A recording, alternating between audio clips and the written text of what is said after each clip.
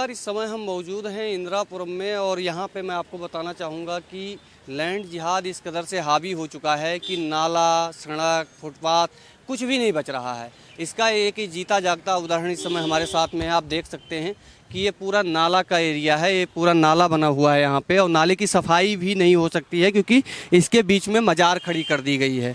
आप देख सकते हैं कि इस मजार का स्वरूप क्या है, इसको कैसे डेवलप किया गया और जब ये डेवलप किया गया तो यहाँ पर किसी ने इसके खिलाफ आवाज़ क्यों नहीं उठाई। शासन प्रशासन किस निद्रा में सोया हुआ था जो इतना बड़ा मजार बनकर यहाँ का कंप्लीट हो गया। सबसे बड़ी बात यह है कि इस देश के अंदर रेलवे के बाद में सबसे ज़्यादा संपत्ति वक्फ बोर्ड के पास बताई जाती है। वक्फ बोर्ड के पास हजारों एकड़ जो है शमशान भूमि है या कह लीजिए कब्रिस्तान है। उन कब्रिस्तानों में ना दफना कर यहाँ पे कौन से मुर्दे दफनाए गए जिसके बाद यहाँ पर इतनी बड़ी मजार खड़ी हो गई।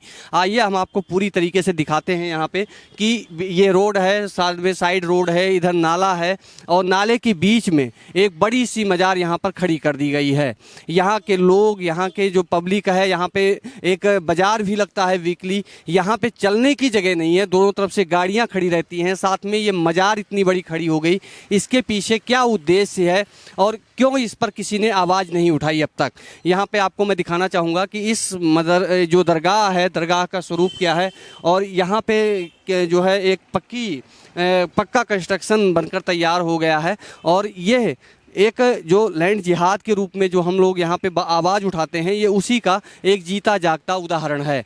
यहाँ पे मैं कैमरामैन को अपने बोलूँगा कि वो दिखाएं कि ये जो है एक मेन एरिया है, जो यहाँ का क्या नाम है इंदिरापुरम का एक बहुत बड़ी एरिया है और उसके बाद में साथ में NH24 लगता है, सामने पेट्रोल पंप है और पीछे ये पूरा जो है बिल्डिंग एरिया है। और यहाँ पे आपको देख रहे हो इसके दोनों साइड पे जिस तरह से यहाँ पे अतिक्रमण किया गया है, उस साइड में भी देखिए रोड के उस पार भी तमाम अतिक्रमण हुए हैं और लोग यहाँ पे झुग्गियाँ डालकर पड़े हुए हैं। तमाम यहाँ पे गाड़ियाँ और ये सब रिपेयर की दुकानें खुली हुई हैं। लेकिन सबसे बड़ी बात कि प्रशासन अब तक इस पर आवाज़ क्यों नहीं उठाता है। यहाँ पे एक दुकान लगाए हुए हैं। भाई साहब क्या नाम होगा आपका? राजकुमार। राजकुमार जी, ये मजार कब से बनी है यहाँ? ये मुझे नहीं पता, मैं तो अभी नया आया हूँ यहाँ पे। अभी नए आए हैं? हाँ जी। यहाँ पे माता जी हैं, मैं इनसे पूछता हूँ। माता जी, ये मजार कब से बनी, आप यहाँ पे आती जाती हैं? हाँ, हमें तो 18-20 साल है गए जब से। 18-20 साल तब से मजार है? हाँ, जब से 18-20 साल से। और यहाँ पे कौन लोग रहते हैं, कहाँ के हैं जो यहाँ के खादिम हैं जो यहाँ पे देखभाल करते हैं, वो कहाँ के? वो तो पहले तो एक दूसरे थे, वो तो अब कहीं अंत ले लिया उन्हें। अब जहाँ पे अब एक लड़का सा कोई दूसरा आता है, परमानेंट यहाँ पे आता है। हाँ। आप समझ सकते हैं कि पहले भूमि को कब्जा करो, वहाँ पे कंस्ट्रक्शन करो, किसी एक व्यक्ति को बिठाओ। यानी इनका एक चेन सिस्टम है कि मतलब लोग बदलते रहते हैं, नए अड्डे की तलाश रहती है, वहाँ पे डेवलप करना, फिर उसके बाद वहाँ भी खड़ी कर देना। और यहाँ पे लगभग कितनी की संख्या में लोग आते हैं? यहाँ तो आते हैं, जुमेरात के दिन आते हैं। जुमेरात के दिन कितने लगभग? सब जाति आती हैं।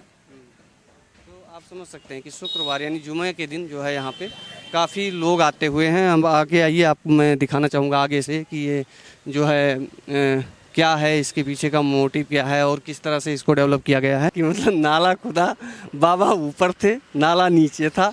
मतलब कुछ आप समझ सकते हैं कि किस तरह से ऐसे जो है लैंड जिहाद का जो इस तरह से यहाँ पे अंजाम दिया जाता है कि यहाँ पे आप सफाई भी नहीं कर सकते नाले की, जिसके कारण कि बरसात में यहाँ पे काफ़ी पानी जमा हो जाता है।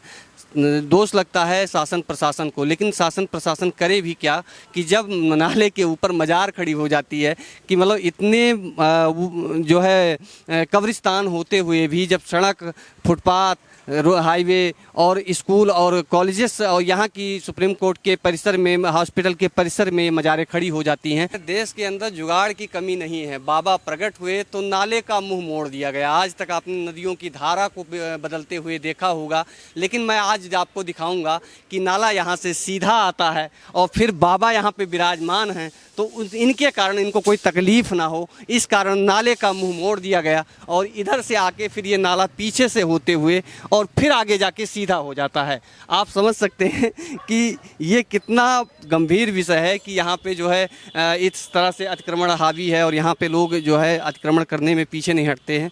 यहाँ पे आपको मैं दिखाना चाहूँगा कि नाले की क्या दुर्दशा है। शायद इसी कारण सफाई नहीं हो पाती है, जिसके कारण नाले की दुर्दशा आप देखिए कि नाला यहाँ पे पूरी तरीके से जाम हो चुका है। जब बारिश बारिश का यहाँ का मौसम होता है और बारिश होती है तो यहाँ पे पानी का भराव हो जाता है, रोड पे पानी जमा हो जाता है, जिसके कारण लोगों का आना जाना भी बाधित हो जाता है। आप समझ सकते हैं कि यह कितना गंभीर विषय है जिसके ऊपर शासन प्रशासन ने अब तक ध्यान नहीं दिया। बने रहिए स्वास्थ्य सहारा के साथ। जय हिंद।